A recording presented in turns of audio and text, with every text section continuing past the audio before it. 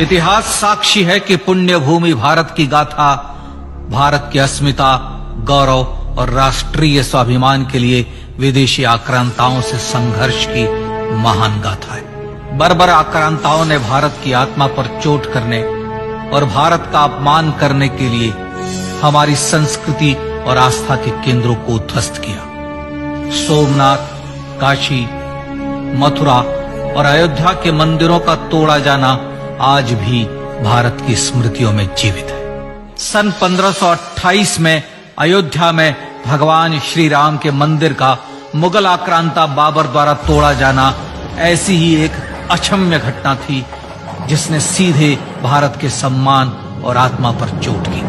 कारण साफ था, अयोध्या के श्री राम के मंदिर पर आक्रमण भारत की आत्मा पर आक्रमण था। जहां हर भारतीय के रोम रोम में राम बसते हैं, वह भारत यह अपमान कैसे सहता। राम मंदिर पर आक्रमण भारत को आहत कर गया था। विदेशी हमलावर अपनी बर्बरता दिखाते गए और भारत अपने आत्मगौरव को फिर से पाने के लिए संघर्ष करता रहा। भारत रामलला के जन्म स्थान पर बाबर के नाम पर बने एक ढांचे को देखता और उसे हटाने का संकल्प लेकर शक्ति संजोया करता।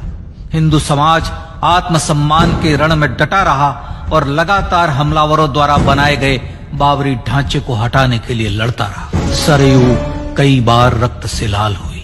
कभी स्थानीय शासकों ने तो कभी साधु संतों और राम भक्तों ने राम जन्मभूमि की मुक्ति के लिए अपने प्राणों की आहुति दी। 74 बार युद्ध हुए। हम कुछ मोर्चे हारे, पर रण जीतने का संकल्प कभी कम नहीं हुआ। हिंदू समाज तलवारों से रक्त रंजित हुआ, पर उसने हार नहीं मानी।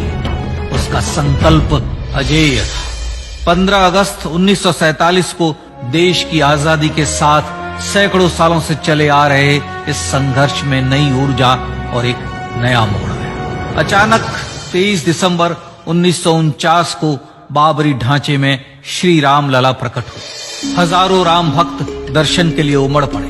तत्कालीन प्रधानमंत्री पंडित जवाहरलाल नेहरू ने उत्तर प्रदेश सरकार को श्री राम लला को विवादित ढांचे से हटाने का आदेश दिया।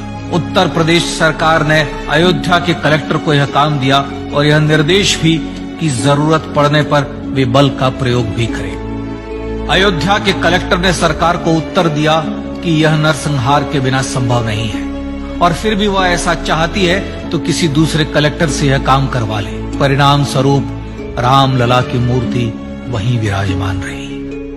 विवादित ढांचे को बंद कर दिया गया। केवल पुजारी को सेवा अर्चना के लिए भीतर जाने की अनुमति थी। फिर भी राम भक्त विवादित ढांचे के बाहर से प्रभु श्री राम की आराधना करते रहे। भारत के हिंदू समाज के लिए चुनौतियां और बढ़ गई। मामला अदालत में गया। विपक्षी दलों द्वारा अदालत में भगवान श्री राम के अस्तित्व पर सवाल उठाए गए। उनके अयोध्या में ही जन्म लेने का प्रमाण मांगा गया। भारत का जनमानस अब आहत हो उठा था। आजाद भारत में भी हिंदू समाज को अपनी आस्था और श्रद्धा के लिए संघर्ष करना पड़ रहा था। चुनौतियों के इस समय में सन 1984 में विज्ञान भवन दिल्ली में विश्व हिंदू परिषद ने धर्म संसद का आयोजन किया। इस संसद में देश भर के संतों ने राम जन्मभूमि की मुक्ति के लिए आह्वान किया और राम जन्मभूमि मुक्ति यज्ञ समिति का गठन किया। धर्म संसद ने राम जन्मभूमि की मुक्ति और वहां भगवान श्री राम के भव्य मंदिर बनाने के भारत के जनमानस के संकल्प को फिर से दोहराया। विश्व हिंदू परिषद के नेतृत्व में मंदिर निर्माण के लिए पूरे देश में अभूतपूर्व आंदोलन की शुरुआत हुई। श्री राम जन्मस्थली मुक्ति यज्ञ समिति के साथ देश भर में राम जानकी की रथ यात्राएं निकली। राम लीलाओं में राम कथा के माध्यम से भारत का आम जन फिर से जुटा। अब सबके मन में एक ही प्रण था, एक ही लक्ष्य था। अयोध्या में जन्मभूमि पर भगवान श्री राम के भव्य मंदिर का निर्माण। सन 1989 में विश्व हिंदू परिषद द्वारा गांव-गांव से रामशिला पूजन करके अयोध्या भेजी गई। 2,75,000 गांवों से रामशिलाएं अयोध्या पहुंची। भव्य राम मंदिर के शिलान्यास का निर्णय हुआ। पूज्य संत महात्माओं और हिंदू समाज के अन्य प्रमुख नेताओं के निर्णय के अनुसार अनुसूचित जाति के प्रमुख नेता श्री कामेश्वर चौपाल ने 9 नवंबर 1989 को मंदिर निर्माण का पहला पत्थर रखा।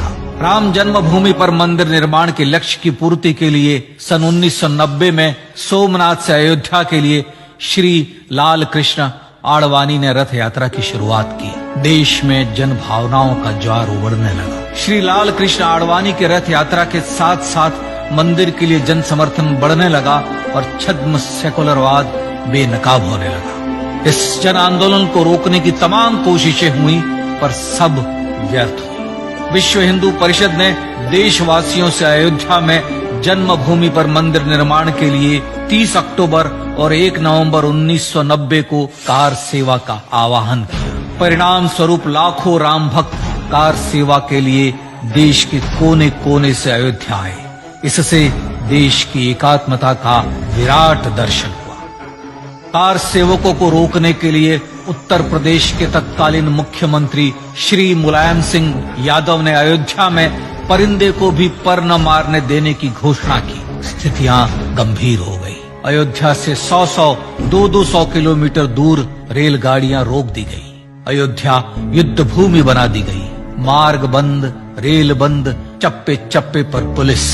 अयोध्या सैनिक छावनी में बदल गई। राम नाम पर ऐसी पाबंदी कि अर्थी ले जा रहे लोगों तक को रोका गया क्योंकि वे राम नाम सत्य कह रहे थे। लेकिन सैकड़ों किलोमीटर की यात्रा कर कार सेवक अयोध्या पहुंचने लगे। राम के गीत गाते, होठों पर हंसी और पांव में छाले लिए राम काज के लिए राम भक्त देश विदेश से अयोध्या पहुंच ही गए।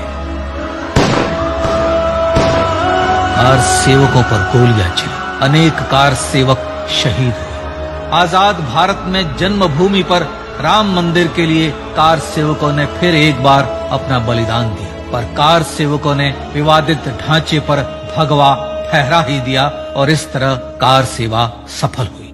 श्री राम जन्मभूमि आंदोलन ने भारत की सुप्त आत्मा को झकझोर कर जगा दिया था। विश्व हिंदू परिषद ने फिर एक बार 6 दिसंबर 1992 को कार सेवा का आह्वान किया।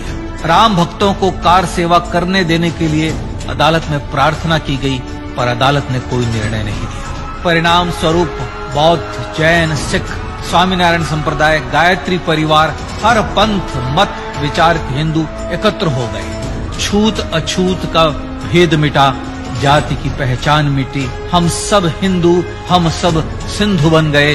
राम सिंधु में ज्वार उठा और देखते ही देखते 6 दिसंबर 1992 को श्री राम जन्मभूमि से बाबरी ढांचा सदा के लिए हट गया।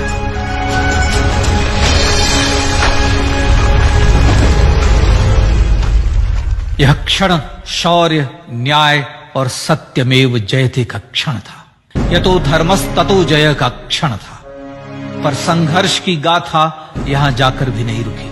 छद्म सेकुलरवादियों द्वारा भारत और भगवान श्री राम के इतिहास को झुठलाने के लिए अदालतों में चुनौतियों का सिलसिला चलता रहा, जो 1950 से चल रहा था। हिंदू सिखों के बीच से गुजरते हुए भगवान श्री राम का दर्शन करने के लिए विवश थे। यह स्थिति थी आजाद भारत में श्री राम और राम भक्तों की।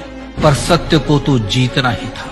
आखिरकार देश के सर्वोच्च न्यायालय के 5 जजों की खंडपीठ ने 9 नवंबर 2019 को ऐतिहासिक निर्णय दिया और यह कहा कि अयोध्या जन्मभूमि परिसर की पूरी 67 एकड़ भूमि रामलला की। और न्यायालय ने भारत सरकार को जन्मभूमि पर मंदिर बनाने के लिए एक ट्रस्ट बनाने का आदेश दिया। सर्वोच्च न्यायालय के आदेश के अनुसार भारत सरकार ने 5 फरवरी 2020 को श्री राम जन्मभूमि तीर्थ क्षेत्र नाम के ट्रस्ट का गठन किया और राम जन्मभूमि न्यास की भूमि जो सरकार द्वारा अधिग्रहित की गई थी, उसे ही नवनिर्मित न्यास को वापस दे दिया गया। 5 अगस्त 2020 को भारत के प्रधानमंत्री श्री नरेंद्र मोदी ने श्री राम जन्मभूमि तीर्थ क्षेत्र के अध्यक्ष पूज्य महंत नृत्य गोपाल दास, राष्ट्रीय स्वयंसेवक संघ के पूज्य सरसंघ चालक डॉक्टर मोहन भागवत एवं